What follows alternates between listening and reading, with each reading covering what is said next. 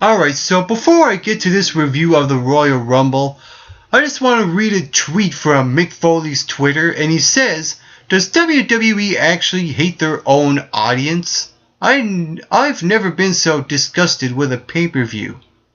Mick Foley said that.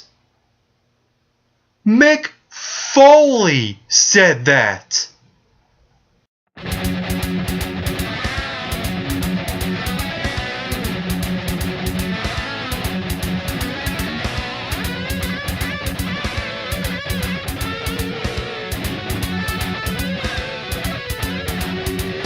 So the first match at the Royal Rumble pay-per-view was the pre-show match, and it was the New Age Outlaws facing Cody Rhodes and Goldust for the Tag Team Championships. And I thought, this match was not half bad. There were moments where, it felt like this match needed to get all the spots cramming into this 15-minute match. So in that sense, it did feel a little rushed, but overall it was still a really good match. And at the end, the New Age Outlaws are the new Tag Team Champions, and I like it. It's a surprise factor.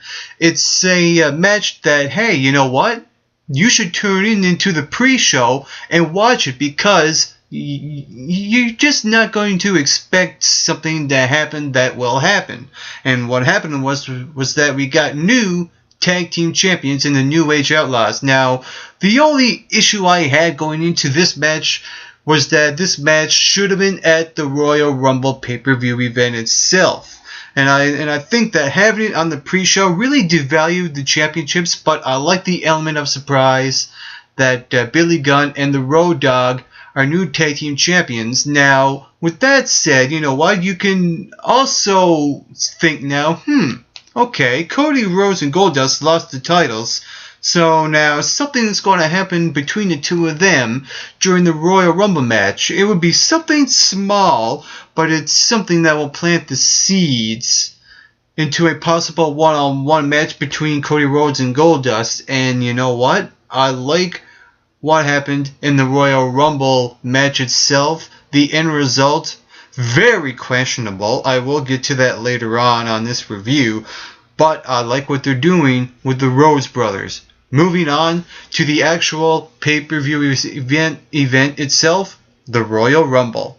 The show started off with Daniel Bryan versus Bray Wyatt, and this was easily the match of the night. This was a great match. The fans were really behind it.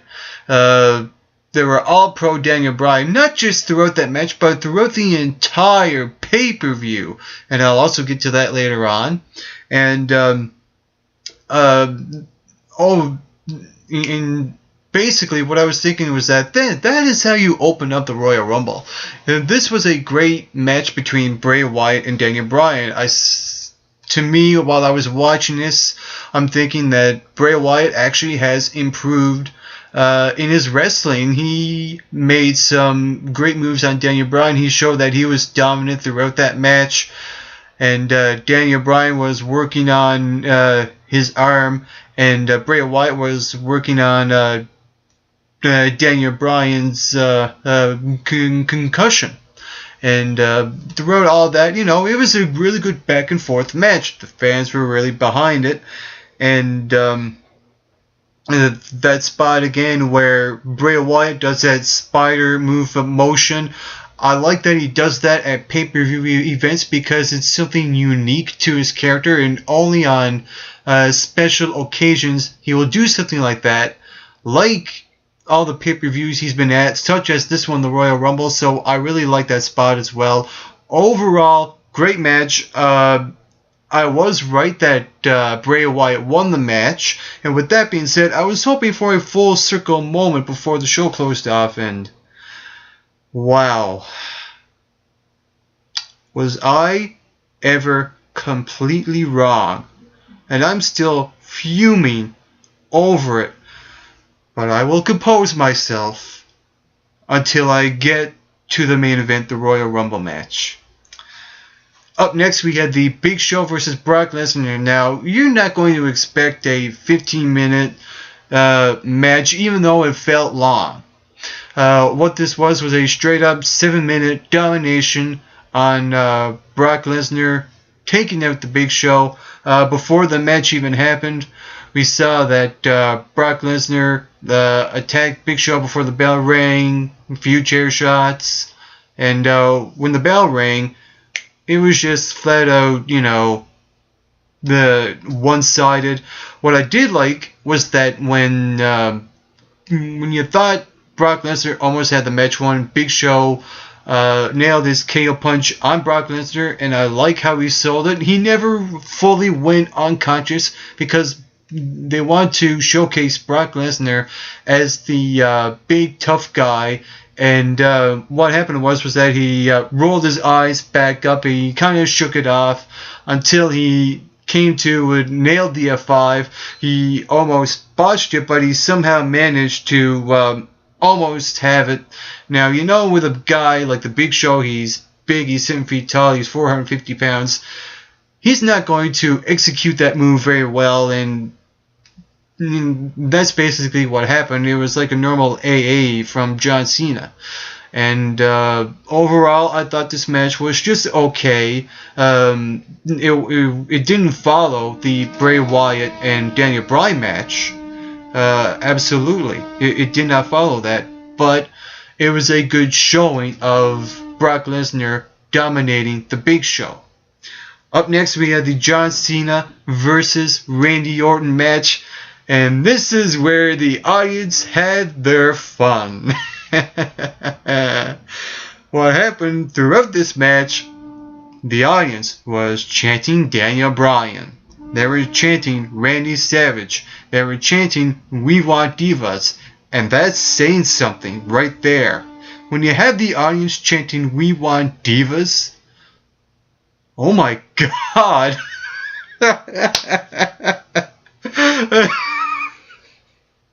Anyway, moving on. They chanted Y2J. They chanted The Undertaker. They chanted boring. I'm surprised they didn't even chant Randy Borton. Randy Borton.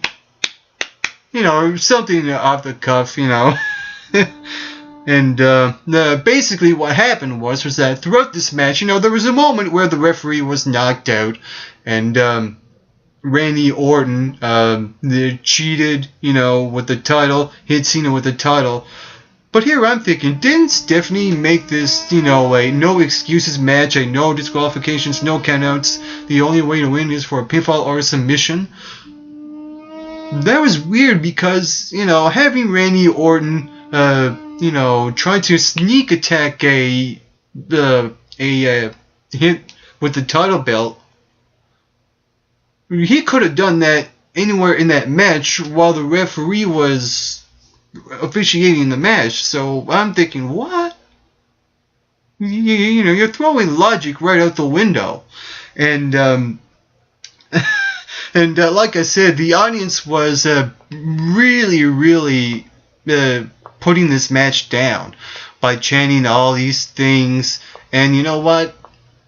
John Cena and Randy Orton done their best and never really saved the match. They used their own finishing maneuvers against them. You had Randy Orton putting John Cena in the STF, Randy Orton hitting the AA on John Cena, and you had John Cena nailing the RKO on Randy Orton. So you know what? They're trying. I get it. They're trying different things. But another issue I had was that both guys were kicking out of their finishing maneuvers. And you know what? That's something you could do at WrestleMania. And you do it at the Royal Rumble. Oh, really? I'm surprised they actually done that at the Royal Rumble. They had a lot of near falls from finishing maneuvers. That's something you do at the WrestleMania pay-per-view, not the Royal Rumble. Remember the John Cena and The Rock match where each person was using their own finishing maneuvers and they were kicking out and kicking out? Something like that works at WrestleMania, but not at the Royal Rumble. For the love of God, don't do it there. Save it for WrestleMania. Even though I don't want to see John Cena and Randy Orton at WrestleMania, but save moments like that at the biggest show of the year when you have it in April. Don't do it at the Royal Rumble. That's just weird, twisted logic, in my opinion.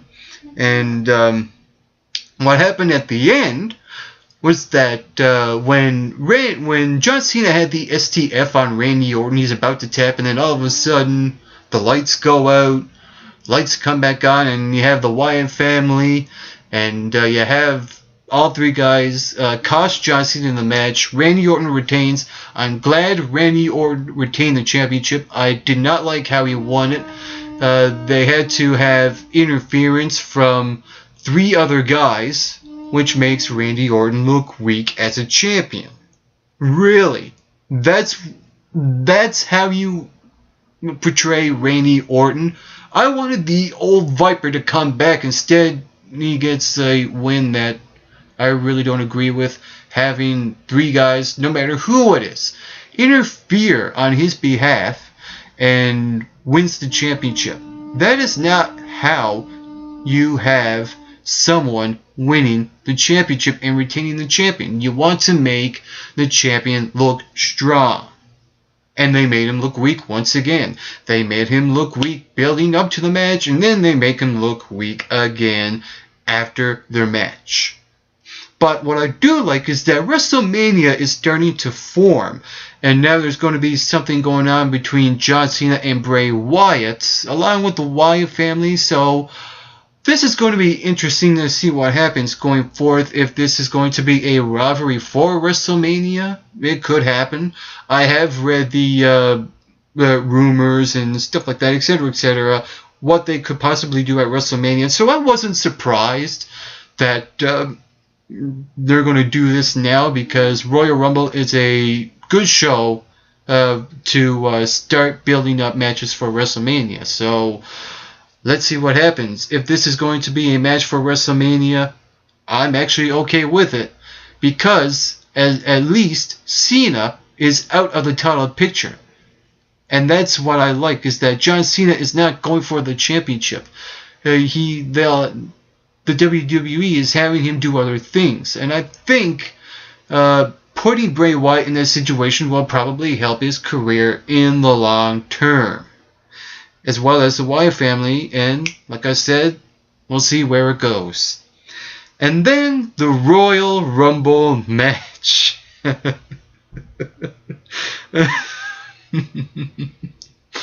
Okay, I'll try to be neutral as possible. Not. What are you thinking? Well, okay. Before I get to the winner of the Royal Rumble match, CM Punk started off the match. We all knew that. Second guy to come out was Seth Rollins. Great choice. And those two were going back and forth. I really like the exchange that's happening. And then the third guy came in, Damian Sandow.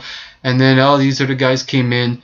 There's a couple of things before I get to the end result I'm a little disappointed in. I was hoping for better special appearances to have people come out. I was hoping for guys like Evan Bourne, Rob Van Dam, Jake the Snake, or the Ultimate Warrior. Instead, we get guys like JBL, which he didn't deserve to be in that Rumble match. He wasn't even in the Royal Rumble match for very long before he got eliminated.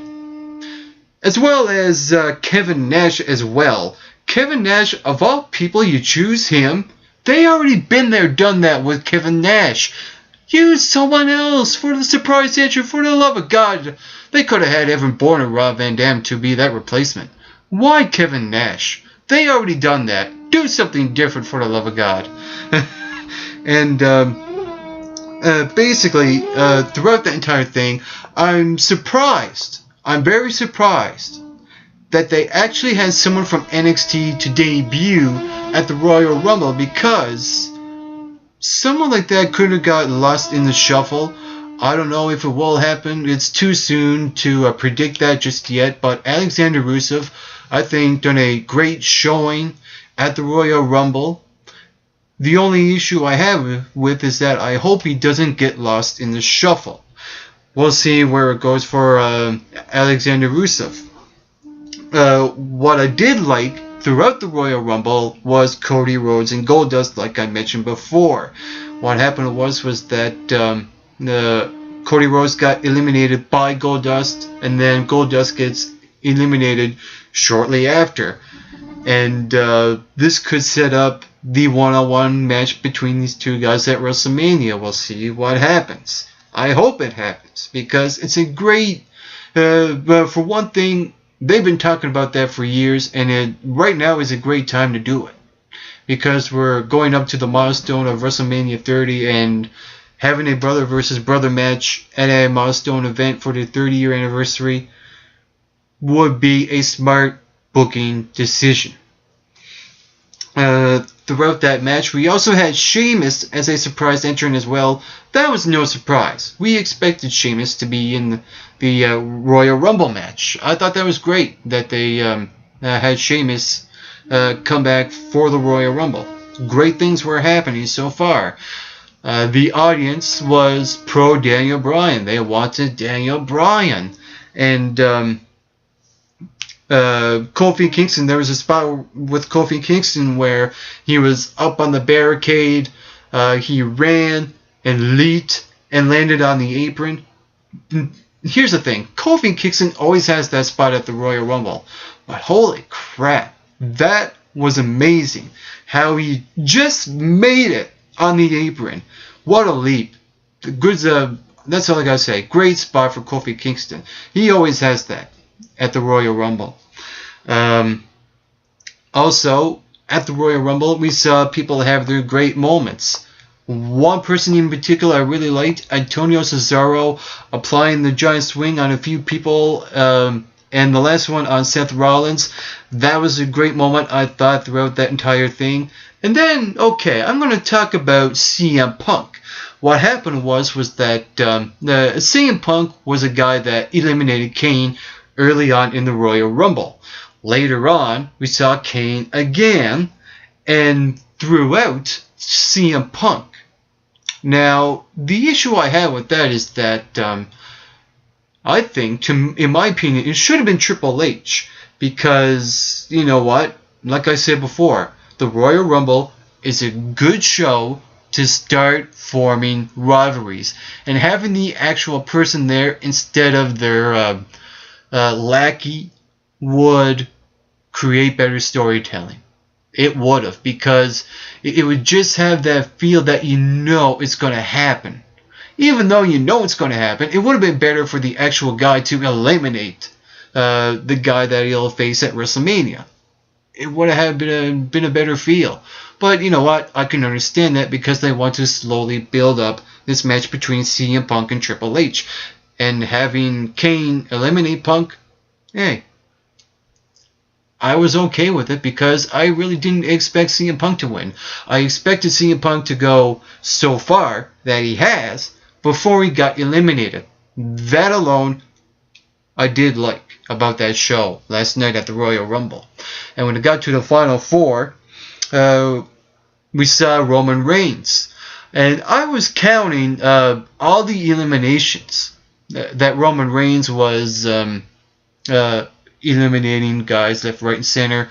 He broke Kane's record. Loved it. I love that Roman Reigns is finally getting the recognition that he deserves when he eliminated all these guys, especially close to the end, where he eliminated Seth Rollins and Dean Ambrose and one other guy to tie Kane's record. That point I absolutely loved. The Shield is breaking up. Good timing too, because you know what? Nothing lasts forever. I can understand people not wanting the Shield to split up now. I can totally understand it. You know who you're. That's a shout out to you if you know who you are. And like I said, having the Shield split up, you know, good seed planted. Like I said, having Roman Reigns eliminate those two guys was a great spot. It shows that the WWE is looking at Roman Reigns to say he's the future of the WWE, and I'm well and good for it. We saw Sheamus was one of the last three. We saw Roman Reigns eliminate Sheamus. And then it came down to Roman Reigns and Batista. Before I get to that, when the Royal Rumble entrant number 30, I was hanging on for dear life. Who did we get? Rey Mysterio. And then the fans just went to shit on the match. Absolutely booed the entire thing when Rey Mysterio came out. You know what? I'm surprised that no one left. That's all I gotta say about that. And basically, the audience, the crowd, just gave it total crap. When it got to the final two, Batista and Roman Reigns, the fans were getting behind Roman Reigns. They wanted him to win. That would have been a great angle for Roman Reigns to win, to even more split up the Shield and create that storyline of him with the Shield being number one contender for the championship. That would have been great. I would have went ape crap for that. I would have been great for it. Oh, for the love of God, why did Batista win the Royal Rumble?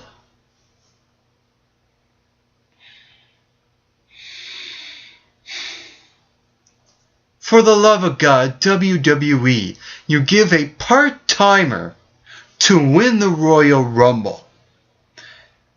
He just came back, and in my opinion, when someone comes back before the Royal Rumble on the Monday Night Raw before, you give him the Royal Rumble match? Really? That could have been anyone returning on Monday Night Raw. And I would have said the same thing about that. I would have rather seen The Miz win the Royal Rumble, and that's saying something.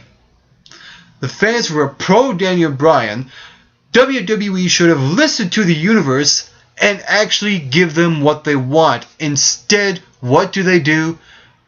They treat the audience like crap.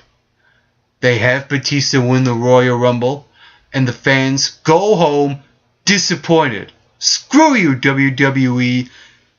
You have refunded every single person that was at that arena watching the Royal Rumble. They want their money back.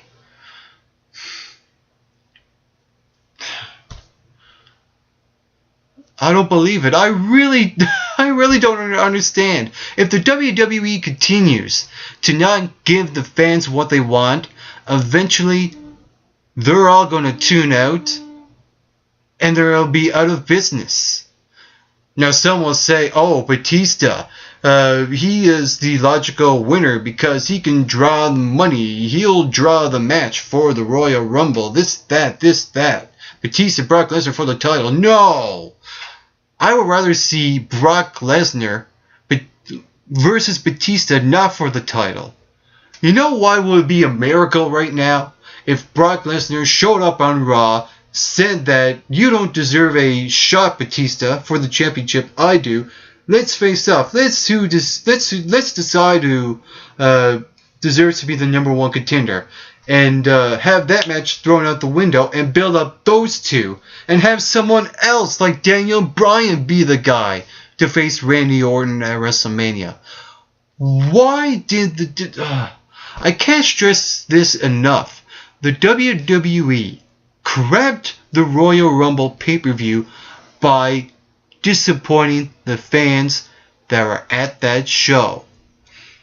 I can understand that a lot of people flipped for Daniel Bryan not being in the Royal Rumble. I can understand it perfectly because I feel the same way. And I'm sure a lot of people feel the same way like I do. I know there is. And for Daniel Bryan, not only not to be in the Royal Rumble match, but not even winning the Royal Rumble. I know I'm messing up right now, for the love of God. It's because I'm very disappointed on the WWE for allowing this to happen. They crap on their audience, and they don't give them what they want. And if they continue to go down this path, the WWE will be no more. And that's a fact. And I'm dead serious. If you only knew how disappointed I am with the WWE. Do they have their own audience or something? Or do they not listen to their fans? I'm sorry. But that aside, I was enjoying the Royal Rumble. I really was. I thought this was going really well until the shit hit the fan. And I'm very disappointed. It was terrible. It was horrible. And it was disgusting that the WWE disappointed the fans that were in Pennsylvania during that entire thing. They disappointed them. That's the whole issue I have with the WWE. They did not go home happy. I'll repeat this over and over until it gets through the WWE creative and Vince McMahon and Triple H and Stephanie. If you don't listen to your fans, why are you in business? Get plenty of rest and always do your best. I've had enough with this.